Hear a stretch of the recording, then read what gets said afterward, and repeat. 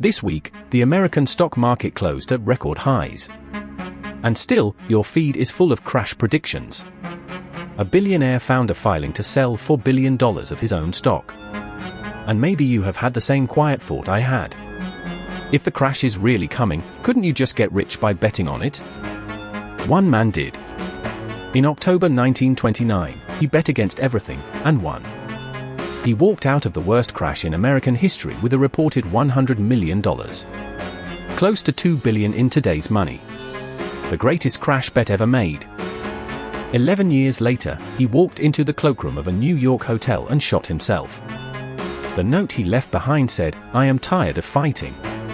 This is the only way out. I am a failure." He was right about the crash. Being right did not save him. This is the story of why. And of a woman, in a worn black dress, who understood something he never did. This is the old money playbook. His name was Jesse Livermore. He started at 14, chalking stock prices on a board in a Boston brokerage, and the patterns he watched all day, he began to bet on, in places called bucket shops. Fake brokerages, you never owned the stock, you just bet on its price, like betting on a horse.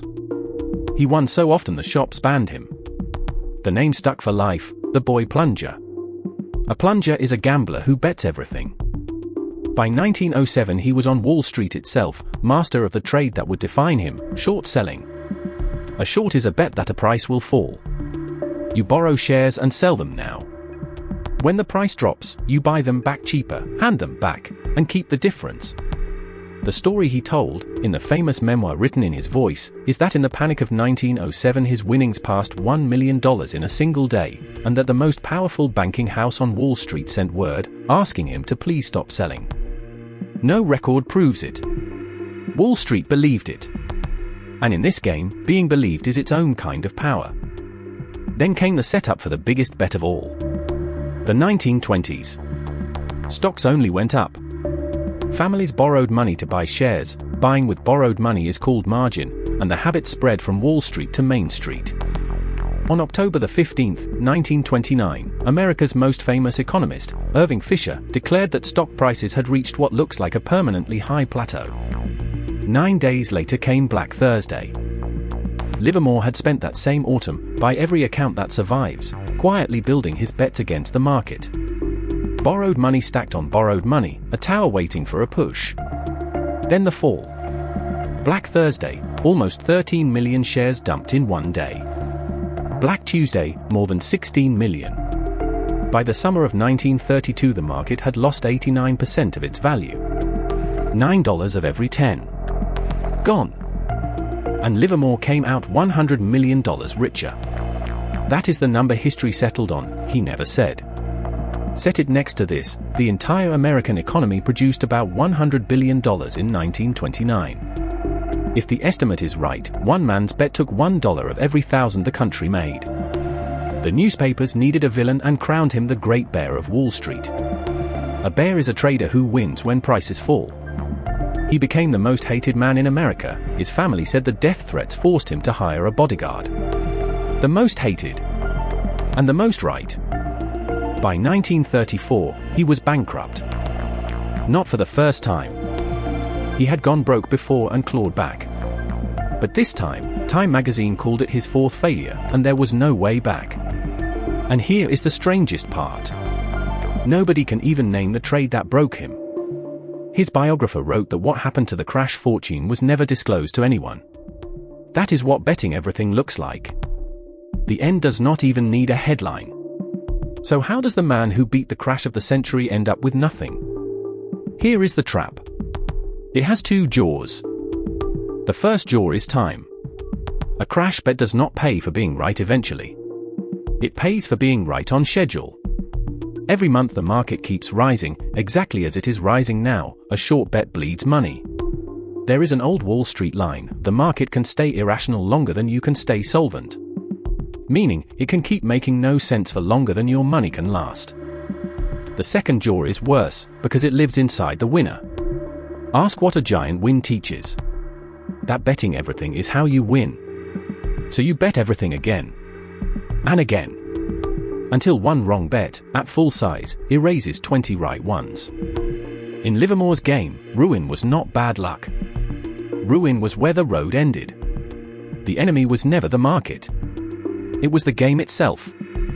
And if you have ever felt sure a crash was coming, sure enough to want to bet on it, you have felt the first pull of that same game. One detail gives it away. In his winning years, Livermore had locked money away for his family in trusts, a legal box even he could not open. When he died, his pockets held debts worth more than 4 times his assets. The only wealth that survived him was the part he had protected from himself. The greatest gambler alive had always known. Now meet the person the crash could never touch. Wall Street had laughed at her for decades. A woman in her 70s, famous for wearing the same black dress until it wore out, and richer than almost everyone doing the laughing. They called her the Witch of Wall Street. A woman who beat them at their own game needed a name that made her strange. Hetty Green. Then, in the autumn of 1907, in the same panic that made the Boy Plunger's legend, New York City itself ran out of cash and knocked on her door. She lent the city over $1 million, when almost nobody else in America had real money in hand. She knew what borrowed money does, because she had watched it up close. Her own husband traded on margin, and the panic of 1884 wiped him out. Her rules had no drama at all. Keep a deep reserve of cash, always. Never trade with borrowed money. Buy solid things when panicking people dump them cheap. Then wait. In her own words, I buy when things are low and nobody wants them. I keep them until they go up, and people are anxious to buy. Notice what is missing. Prediction. She never called a single crash. She did not need to. Through the panics of 1873, 1884, 1893, and 1907 she came out richer every time, because with cash in reserve and no debt, a crash could not ruin her. A crash was her buying day. The panic that made everyone else a desperate seller made her the only buyer in the room. And the only buyer names the price. Her biographers put the secret in one sentence: panics are caused by a lack of money, and she never lacked money. She died in 1916 worth about $100 million by the New York Times estimate. The richest woman in America. The same fortune as the greatest crash bet in history. His took the bet of the century, time to the week. Hers took a rule, and patience. And the rule was not even hers. 1500 years ago, the Talmud, one of the oldest law books on earth, wrote down maybe the oldest wealth rule in history. Split what you own into 3. A third in land. A third in your business. A third at hand, ready for the day everything fails. Not because the old world knew what was coming. Because it admitted nobody does. Which brings us back to your feed. The loudest crash caller today is Michael Burry, the big short investor who called the 2008 housing collapse. But everyone forgets the part before the glory. He placed his bet in 2005, years early, buying insurance against home loans going bad. Through 2006 the market climbed 10% while his fund lost 18%. His investors demanded their money back, he locked the bet shut, and even the man who gave him his first money fought him. Then history arrived, and by Michael Lewis's account his investors made more than $700 million. Right about everything. Almost ruined anyway. Today, Burry has closed his fund and writes a newsletter. This May he told readers the market has, in his words, jumped the shark. His way of saying the show is over. By his own account he holds put options, paid bets that a price falls by a set date, against the big chip stocks. Ray Dalio says his bubble gauges are approaching 1929 and .com levels. Maybe they are all right. A crash will come eventually. One always does. But before you touch your savings over a prediction, here is the number the prediction business never shows. $10,000, left alone in the American market for the last 20 years, grew to about $80,000. Miss just the 10 best days in those 20 years, because you jumped out when someone called the crash, and you end with about $36,000. Less than half. Miss the 40 best days, and you lose money. The cruel part, 6 of the 10 best days landed within 2 weeks of the 10 worst. You cannot dodge the crash without dodging the recovery hiding beside it. So the old playbook was never about knowing. Reserves, so a panic can never force your hand. No crushing debt, so being wrong, or early, cannot kill you. And time, so the recovery belongs to you. Across a century, the American market has averaged about 10% a year before inflation, every payout put back in, through every crash on this timeline. Prediction is a performance.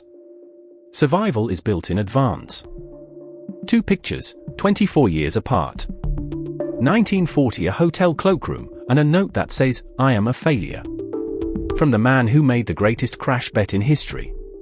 1916, a worn black dress, and the richest woman in America, who never predicted anything at all. This week, someone will tell you they know what the market does next.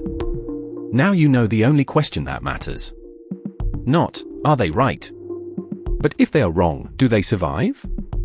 And if they are right, can they stop? The memoir written in Livermore's own voice left the perfect last word. There is nothing new in Wall Street. Whatever happens in the stock market today has happened before, and will happen again. The crash is not the test. The morning after is. This is the Old Money Playbook. If you want history's answers to today's money questions, subscribe.